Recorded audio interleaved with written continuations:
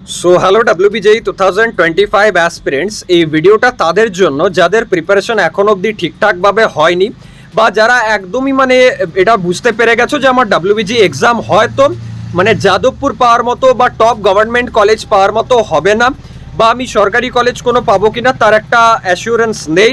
আমি এটা ফিল করছি, আমি এটা রিয়েলাইজ করছি। তো সেই নম্বর অফ স্টুডেন্টসটাই তো বেশি, কারণ যদি 1,00,000 স্টুডেন্ট WBJE এক্সাম দেয় তার মধ্যে হার্ডলি হয়তো 10 থেকে 15,000 স্টুডেন্ট সরকারি কলেজ পাবে, বাকি মোস্টলি স্টুডেন্টই কিন্তু প্রাইভেট বা টিয়ার 3 বা যে কোনো কলেজে কিন্তু যায়, সেটা JEE মেন্সের থ্রু হোক বা WBJE থ্রু হোক।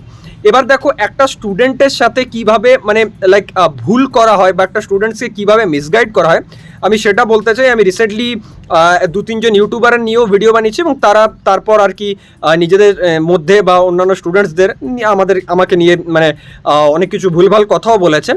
আর কারণ দেখো, আমি যদি এসব সত্যি কথা বলি তাহলে তাদের বিজনেস হ্যাম্পার হয়, এটা তো স্বাভাবিক ব্যাপার না। আমি যদি ওপেনলি বলে দিই যে এই ইউটিউবার এরকমভাবে টাকা আর্ন করে, তাহলে তো তাদের বিজনেস হ্যাম্পার হচ্ছে, তো তারা তো অটোমেটিক্যালি আমাকে গাল দেবেই।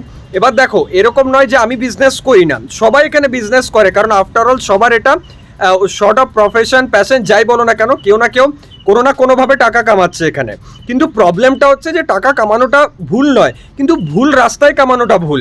যেমন ধরো, আজকে একটা স্টুডেন্ট যদি আমাকে জিজ্ঞাসা করছে যে NSCC Netaji Subhash engineering college ভালো হবে নাকি হলদিয়া ভালো হবে নাকি UEM ভালো হবে নাকি ব্রেনওয়্যার ভালো হবে, কারণ দেখো আমি জানি তুমি জানো, যে হয়তো অলরেডি ইঞ্জিনিয়ারিং পড়ছো বা যে হয়তো সিনিয়র মোস্ট তাদের নলেজ আছে, বা যারা হয়তো ড্রপ নিয়েছে তাদেরও অনেকের নলেজ থেকে যায় এর ওর থেকে শুনে পার। বাট যে একটা নতুন স্টুডেন্ট, সে বিহার থেকে আসছে, মেদিনীপুর থেকে আসছে, খড়গপুর থেকে আসছে, বাঁকুড়া থেকে বিলং করে, পুরুলিয়া থেকে বিলং করে বা কলকাতার কোনো গ্রাম থেকে বিলং করে, তার হয়তো অতটা আইডিয়া নেই। সে জানে না কি কোনটা UEM, কোনটা IEM, কোনটা টেকনোমেন, কোনটা হেরিটেজ, কোনটা ব্রেনওয়্যার, সে ডিফারেন্স বোঝে না।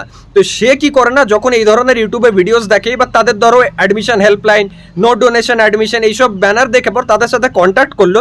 এবার তাকে জিজ্ঞাসা করবে যে দাদা, বা হিন্দিতে ধরো বললো যে দাদা कौन सा अच्छा है, ब्रेनवेयर अच्छा है कि UEM अच्छा है भैया, या फिर नरुला बेहतर है, या फिर जो है आपका NSCC बेहतर है, या फिर টেকনোম্যান বেহতার है।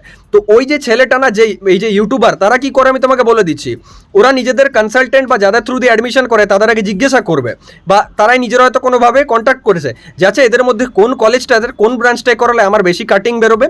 এবার দেখা গেল যে হয়তো এই 4টে কলেজের মধ্যে যেটা হয়তো সব থেকে ওয়ার্স্ট কলেজ, সেটা তোমরা জানো, সেই কলেজটার থেকে হয়তো কমিশনও খাবে, যে 20,000 টাকা পাবো। আর আরেকটা প্রবলেম আছে, ভালোভাবে বোঝো, যেটা খারাপ কলেজ না সেখানে ডোনেশন অলমোস্ট লাগে না, লাগে না বললেই চলে, হার্ডলি 10-5,000 কি 20,000। কিন্তু যদি একটা ভালো কলেজ, টপ কলেজে যাও, সেখানে ডোনেশন লাগে 50,000, 1 লাখ, 2 লাখ, 3 লাখ। তো এবার একটা গার্জেন মাইন্ডসেট কি বলে, আর যদি আমার বাবা মা আমার কোনো ভাইকে বা বোনকে অ্যাডমিশন করাতে যায়, আমার বাবা অত বোঝে না যে NSCC কি না TMSL কি না কোনটা কি, সে এটা বোঝে যে কোথায় কম খরচায় হবে, কারণ একটা মধ্যবিত্ত ফ্যামিলির মানুষ এটাই ভাবে। তো সে দেখছে যে একটা কলেজে ভর্তি করতে গেলে 3 লাখ, আর আরেকটা কলেজে ভর্তি করতে গেলে 40,000, আর আমার ছেলে বা মেয়ে তো বলছে CSE নিয়েই পড়বে। তো ওই যে ইউটিউবার, ও কি করে, ও বলে যে এই যে লো কলেজটা, নেম তো বলবে না যে এটা লো কলেজ, ও বলবে দেখুন এই কলেজটার আপনাকে CSE জোগাড় করে দেবো 40,000-এ, বাট ওই কলেজটার ECE পাবেন কিন্তু CSE পাবেন না।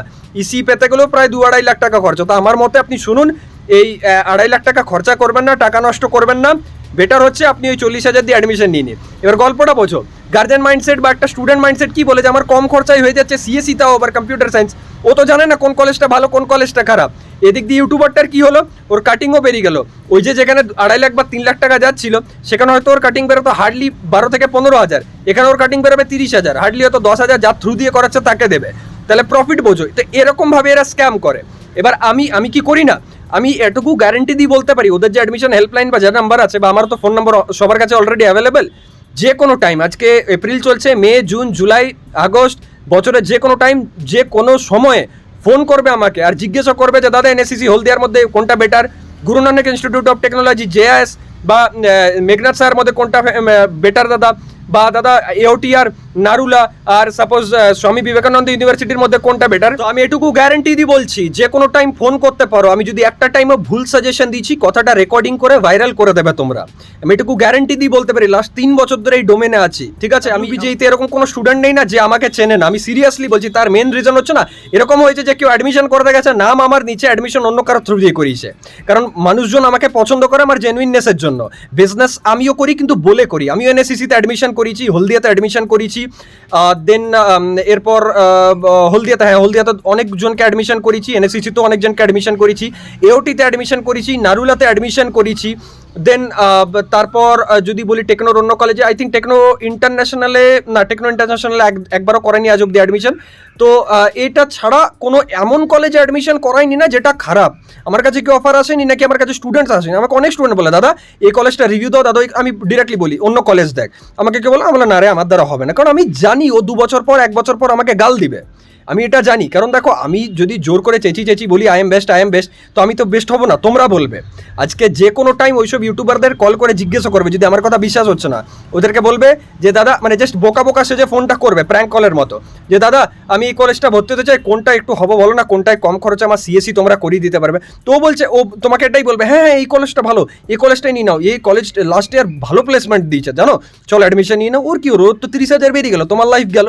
তো আমি এটা আজ অব্দি কারোর সাথে করিনি, আমিও বিজনেস করি, আমারও মানে কয়েক লাখ রেভিনিউ চাই, বাট আমি আজ অব্দি কারোর সাথে ভুল বলে, কারোর সাথে মিসইউজ করে, কারোর সাথে স্ক্যাম করে আজ অব্দি আর্ন করিনি। আর যদি কোনোভাবে ভুল হয়েও গেছে আমার দ্বারা, তাকে ইনস্ট্যান্টলি রিফান্ড করেছি বা তাকে সরি বলেছি। তো এটা যেন থাকে, ঠিক আছে, কারণ after all it's all about students mindset. একটা স্টুডেন্টসের গার্জেনকে ঠকানো মানে হচ্ছে নিজেকে ঠকানো। আর যারা এরকম করে বা অনেকে আছে, আমি তাদেরকে মানে করতে দেবো না বা করতে দিই না।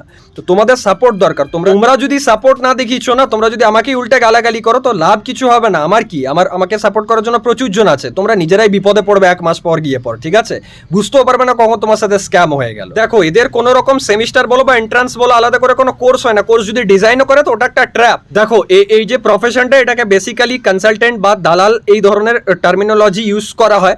তো তোমরা বলবে দাদা তুমি কি অ্যাডমিশন করো না, তো আমি তো এইমাত্র বললাম যে আমিও অ্যাডমিশন করাই, কিন্তু আমি তার আগে তোমাকে সাজেশন দেবো, আমি তোমাকে বলবো যে তোমার বাবা মায়ের যদি সামর্থ্য না থাকে তাহলে না নিতে।